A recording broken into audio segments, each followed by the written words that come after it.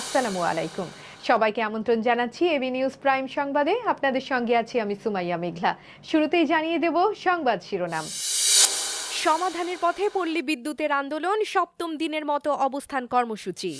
নির্বাচনের রোডম্যাপ নিয়ে অস্পষ্টতা, বিএনপির হতাশা প্রকাশ। বঙ্গোপসাগরে লঘুচাপের সংকেত, উপকূলীয় অঞ্চলে সতর্কতা জারি। চাকরি সংশোধন অধ্যাদেশের বিরুদ্ধে কর্মচারীদের চূড়ান্ত সিদ্ধান্ত, স্থগিত আন্দোলন। বাংলাদেশের আমের রপ্তানি হচ্ছে বহির্বিশ্বে, বৈদেশিক মুদ্রা আয়ের নতুন দিগন্ত। রাশিয়া ইউক্রেন যুদ্ধের মাঝখানে চীন অস্ত্রের যোগান দিয়ে নতুন বিতর্ক। রোনালদোর শেষ হচ্ছে সৌদি অধ্যায়, ক্লাব বিশ্বকাপের আগেই ছড়ালো জল্পনা। দর্শক, এতক্ষণ শুনছিলেন শিরোনাম, এখন বিস্তারিত। পল্লী বিদ্যুৎ সমিতির চলমান আন্দোলন নিয়ে গভীর উদ্বেগ প্রকাশ করে সরকার দ্রুত কার্যকরী পদক্ষেপ গ্রহণ করেছে। মঙ্গলবার ২৭ মে এক বিবৃতিতে জানানো হয়, কিছু অসাধু সংগঠনের মাধ্যমে অস্থিতিশীলতা সৃষ্টির অপপ্রয়াসের বিরুদ্ধে কঠোর ব্যবস্থা নেওয়া হচ্ছে।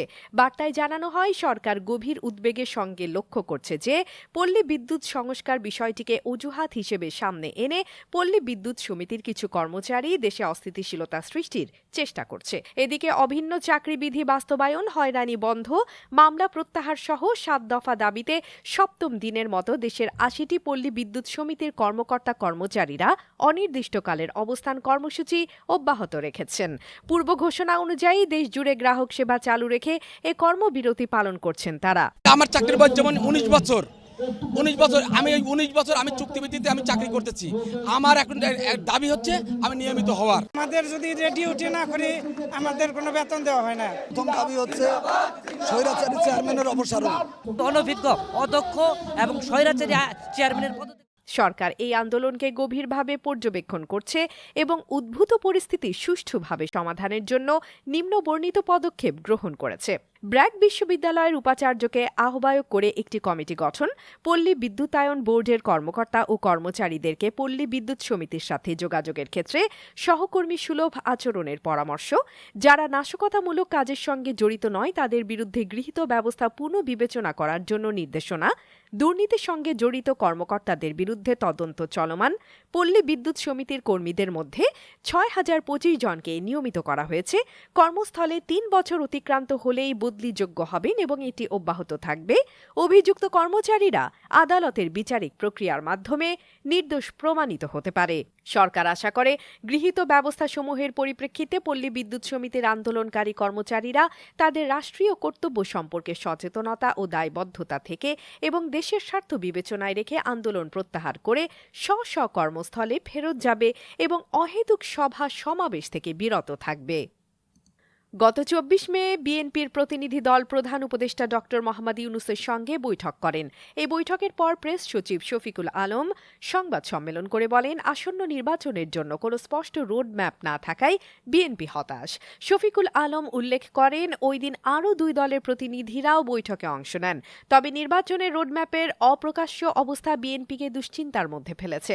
বিএনপির সিনিয়র স্থায়ী কমিটির সদস্য ড খন্দকার মোশাররফ হোসেন জানান, বিএনপি কখনো প্রধান উপদেষ্টার পদত্যাগের দাবি করেনি।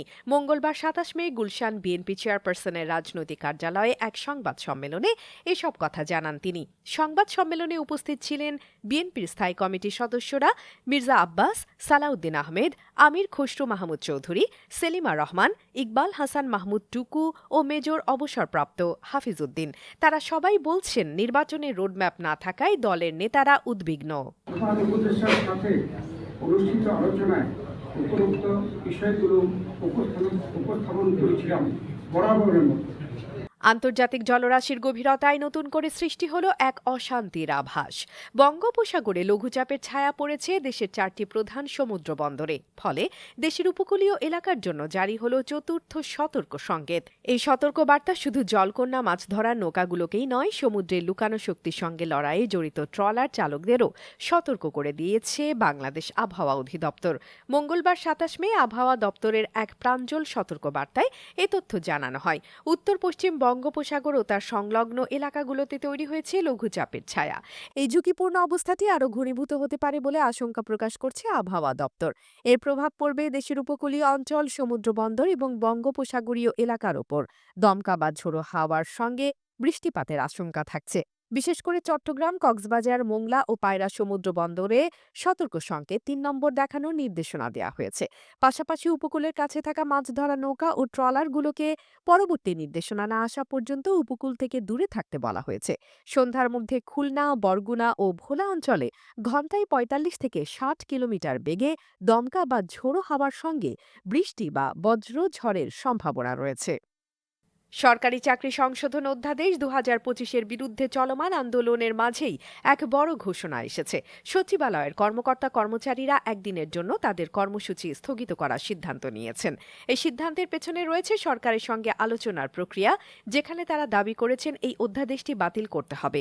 মঙ্গলবার ২৭ মে সচিবালয়ে সচিবদের সঙ্গে বৈঠকের পর এই সিদ্ধান্ত গ্রহণ করা হয়। বৈঠকটি বিকেল 2:45টার দিকে ভূমি মন্ত্রণালয় সম্মেলন কক্ষে অনুষ্ঠিত হয়। এতে নেতৃত্ব দেন ভূমি সচিব ASM সালেহ আহমেদ, অংশ নেন আরও 5 জন সচিব। এই সভায় সিদ্ধান্ত নেওয়া হয় সরকারি চাকরি অধ্যাদেশের বিষয়ে একটি কমিটি গঠন করা হবে, যাতে এই প্রক্রিয়ার পর্যালোচনা সম্ভব হয়। সে সঙ্গে আন্দোলনরত কর্মকর্তাদের সঙ্গে আলোচনা করতে ভূমি সচিবকে দায়িত্ব দেওয়া হয়। প্রসঙ্গত, সরকারি চাকরি অধ্যাদেশ ২০২৫-এর অনুমোদন ও তার বিরুদ্ধে প্রতিরোধের জের ধরে বিভিন্ন মন্ত্রণালয় ও বিভাগের কর্মচারীরা আজও বিক্ষোভ করেছেন। সকাল থেকেই তারা সচিবালয়ের মূল গেটের সামনে অবস্থান নেন। যেহেতু তারা আমাদের কথা অমান্য করে এই ধরনের একটা কালো অধ্যাদেশ করছে, এই জন্যই আমাদের এই গেটে অবস্থান করতে হচ্ছে, গেটটা বন্ধ করতে হচ্ছে। বাংলাদেশের প্রাচীন ও জনপ্রিয় ফলের মধ্যে অন্যতম সুমিষ্ট আম। এর স্বাদে ও ঘ্রাণে অতুলনীয় এই আমের চাহিদা দিন দিন বাড়ছে। শুধু দেশের বাজারে নয়, দেশের গণ্ডি পেরিয়ে ইতোমধ্যে মধ্যপ্রাচ্য, ইউরোপের বিভিন্ন দেশ এবং আমেরিকায় রপ্তানি হয়েছে বাংলাদেশের আম। আর এবার নতুন একটি দিক হল চীনের বাজারেও যাচ্ছে দেশের আম। এই সুস্বাদু আমের রপ্তানি যেন দেশের অর্থনীতির জন্য এক বড় অগ্রগতি। বিস্তারিত দেখুন প্রতিবেদনে। অবশেষে বাংলাদেশের সাধারণ মানুষের প্রিয় ফলের জন্য সুখবর এসেছে। দেশের চাহিদা মিটিয়ে আরও বেশ কয়েকটি দেশের বাজারে বাংলাদেশের আম রপ্তানি শুরু হতে চলেছে। এই উদ্যোগটি দেশের স্বকীয়তা ও মর্যাদাকে আরও উচ্চতর করবে। প্রথমত, এই নতুন রপ্তানি কার্যক্রমে বাংলাদেশে আমের মানের প্রতি আন্তর্জাতিক বাজারে বিশ্বাস জন্মিয়েছে। দেশের বিভিন্ন অঞ্চলে সুস্বাদু ও পুষ্টিকর আমকে এখন বিশ্ববাজারে পরিচিত করে তুলতে এই উদ্যোগ এক গুরুত্বপূর্ণ ধাপ। রাজশাহী অঞ্চলকে বলা হয় দেশের আমের রাজধানী। এখানকার আমের বৈচিত্র্য ও স্বাদে দেশের অন্যান্য অঞ্চলের তুলনায় আলাদা স্থান করে নিয়েছে। এই কারণেই এখানকার আমের গুণগত মান বজায় রেখে আন্তর্জাতিক বাজারে প্রবেশের সিদ্ধান্ত নেওয়া হয়েছে। আরও এক গুরুত্বপূর্ণ খবর হলো, চীন সরকারের আগ্রহে বাংলাদেশ আম রপ্তানি প্রক্রিয়া শুরু করেছে। আগামী 28 মে প্রথমবারের মতো বাংলাদেশের আম চীনে পৌঁছাবে। বুধবার 21 মে রাজধানীর বেইলি রোডে ফরেন সার্ভিস একাডেমিতে এক প্রেস ব্রিফিংয়ে কৃষি মন্ত্রণালয়ের সচিব ডক্টর মোহাম্মদ ইমদাদুল্লাহ এসব তথ্য জানান।